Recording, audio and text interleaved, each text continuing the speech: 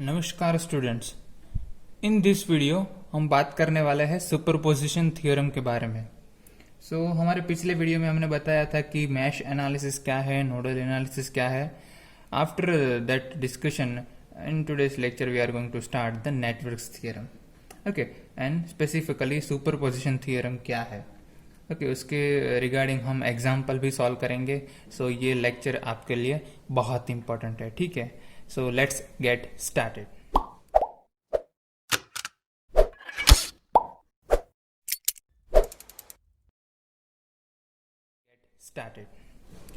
So first of all, what is superposition theorem? So superposition theorem is nothing but the statement says that whenever we are having a complicated circuit, we can find out the voltage across at any element in linear circuit is, we can say, the algebraic sum of the voltage across, or we can say the current through that element due to each independent source acting alone. Okay, this is what the statement of your superposition theorem. Okay, इसको मैं explain करके आपको बताऊंगा और example भी उसका solve करेंगे। Okay, कई बार ऐसा होगा कि हमारे पास कोई कॉम्प्लिकेटेड सर्किट हो, उसमें दो से ज्यादा वो इंडिपेंडेंट वोल्टेज सोर्स और करंट सोर्स हो गए। उस केस में अगर हमें सर्किट वेरिएबल जो कि हमारा कोई रेजिस्टेंस के थ्रू पास होता हुआ करंट या फिर कोई एलिमेंट के अक्रॉस वोल्टेज कितना है, अगर उसे हमें मेजर करना है तो हम कैसे करेंगे? By using superposition theorem. कि कोई कोई हमारा वोल्टेज और करंट सोर्स है वो एक्ट करेगा, उसके अकॉर्डिंगली हमें उसका वोल्टेज और करंट की वैल्यू क्या मिल रही है। ओके, ये हम सब के लिए करेंगे। अगर हमारे पास 3 नंबर ऑफ इंडिपेंडेंट वोल्टेज और करंट सोर्स है तो उस 3 के लिए हमें करना पड़ेगा। Okay, so that is what the disadvantage of superposition theorem, कि भाई हमारे पास नंबर ऑफ सोर्स एलिमेंट ज्यादा है। इन दैट केस हमें उतनी बार उसके लिए इक्विवेलेंट सर्किट फाइंड करना पड़ेगा और बाद में उससे सॉल्व करना पड़ेगा। ओके, सो लेट्स से वो हम पहले क्या करते थे, the first way to solve any equivalent solve any circuit is, हम क्या करते थे कि हमारे पास 2 और 2 से ज्यादा इंडिपेंडेंट सोर्स होते थे तो हम क्या करते थे, मैश एनालिसिस और नोडल एनालिसिस से उसे सॉल्व करते थे। Okay, this was the first method to solve using mesh और नोड एनालिसिस। अब हम क्या कर रहे हैं, second method is superposition theorem. Superposition में हम क्या कर रहे हैं कि हमें ईच इंडिपेंडेंट सोर्स है उसके अकॉर्डिंगली हमें वेरिएबल फाइंड करना है। Okay, and then we are going to add this variables.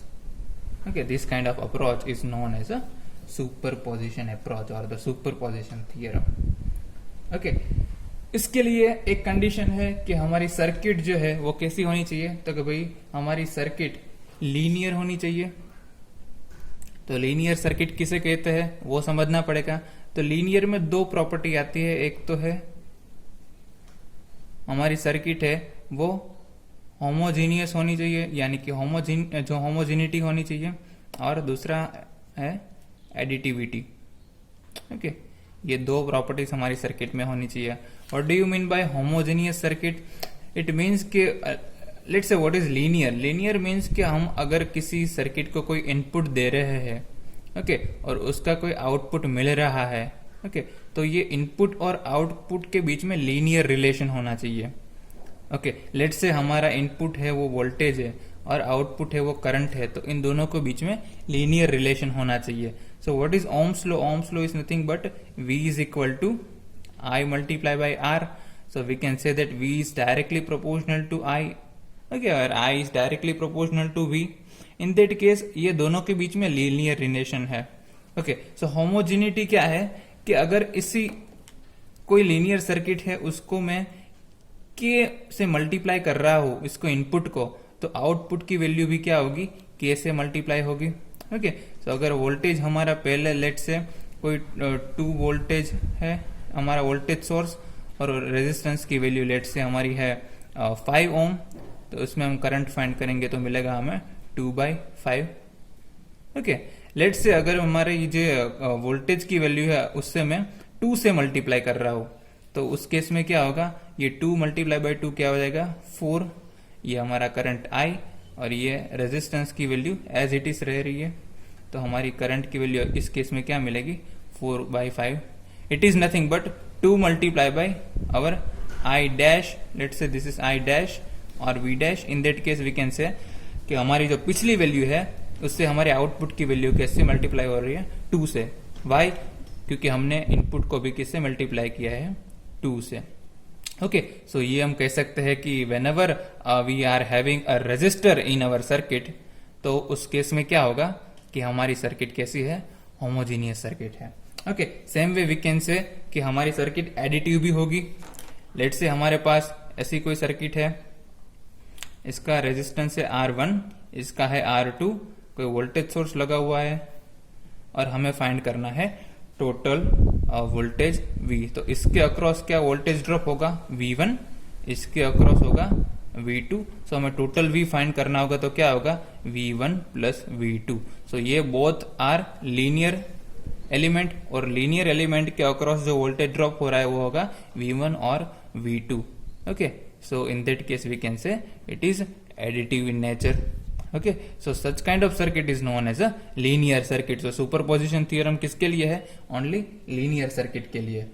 Okay, सो जब भी हमारे पास कोई लीनियर सर्किट होगी हम उसे सॉल्व करने की ट्राई करेंगे, तो क्या करेंगे, हमको सेपरेटली फाइंड करना है response of each and every independent voltage और current source.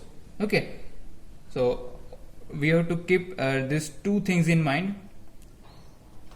That first point क्या रहेगा कि भाई we consider that one independent source is acting at a time. Okay, so one source at a time act करेगा. ठीक है, at a time one source act करेगा. बाकी के सोर्स क्या कर रहे होंगे, तो बाकी के source will be turned off. उसे हम क्या कर देंगे, we are assuming that they are turned off. Turn off means क्या होगा कि लेट से हमारे पास कोई वोल्टेज सोर्स है, लेट से वोल्टेज सोर्स है हमारे पास, तो उसको हम टर्न ऑफ करेंगे. It means we are giving 0 volt, और 0 वोल्ट का मतलब क्या होगा कि it is short circuited. Same वे अगर हमारे पास कोई करंट सोर्स होगा, इट मीन्स टर्न ऑफ का मीन्स क्या होगा, इज इक्वल टू 0 एम्पियर, और 0 एम्पियर का मतलब क्या होगा कि हमने उसे ओपन सर्किट किया है. Okay, so whenever we are dealing with, let's say we are telling that our voltage source is turned off and our current source is turned off, in that case it will be short circuit and open circuited respectively. ठीक है, तो second thing जो आपको ध्यान में रखनी है वो है हमारे पास जब भी डिपेंडेंट सोर्स होगा तो उसको हमें ऐसे ही रहना देना है. ओके, उसके साथ कुछ नहीं करना है. सो whenever we have dependent source, तो उसको हमें ऐसे ही रहने देना है और आगे की सर्किट है उसको सॉल्व करनी है. ठीक है, सो उसकी वजह से हम लग सकते हैं कि भाई अगर हमें सुपरपोजिशन थ्योरम यूज करना है तो कौन से स्टेप फॉलो करने पड़ेंगे. सो फर्स्ट स्टेप क्या करना होगा, turn off all independent sources. Okay, except one, क्योंकि जिसकी वजह से हम रिस्पॉन्स फाइंड करना है उसको तो हमें क्या करना पड़ेगा, टर्न ऑन रखना पड़ेगा, बाकी को हम टर्न ऑफ कर रहे हैं. दूसरा स्टेप क्या है कि अगर ये एक्ट कर रहा है अलोन, उस केस में हमें क्या फाइंड करना है, find the output. Okay, using what ever your KVL, KCL, Ohm's law. Okay, इस सबको यूज करके हमें आउटपुट फाइंड करना है. तीसरा स्टेप क्या होगा कि लेट से हमारे पास लेट से 2 वोल्टेज सोर्स और करंट सोर्स इंडिपेंडेंट सोर्स है. ठीक है, तो उस केस में हमने एक बार ये प्रोसीजर किया, एक को ध्यान में रख के, अब दूसरी बार करेंगे तो दूसरे को हम एक्टिंग करेंगे और दूसरा जो हमारा पहले वाला होगा उसको क्या करेंगे, ऑफ कर देंगे. तो ये प्रोसीजर रिपीट होगा. How many times, that number of independent sources we have. Okay, 3 source है तो 3 बार होगा, 2 है तो 2 बार होगा, 4 है तो 4 बार होगा. ठीक है, so we have to repeat step 1 and 2 for each independent sources, not variable but sources. और चौथा क्या होगा, उस सबका रिस्पॉन्स हमें ऐड करना होगा. so we have to find total contribution. कैसे करेंगे, तो सबका ऐड करके, ठीक है। सो ये 4 स्टेप है आपको फॉलो करने पड़ेंगे अगर आपके पास कोई सर्किट है उसको आप सॉल्व करना चाहते हैं, ठीक है। एक और चीज मैं आपको बताना चाहता हूं कि इस सब के लिए क्या होगा, एक चीज ध्यान में रखनी पड़ेगी, आपकी सर्किट कौन सी है, लीनियर सर्किट है। ओके, सो वोल्टेज और करंट के बीच में लीनियर रिलेशन है, लेकिन आप पावर की बात करेंगे तो इट इज V²/R।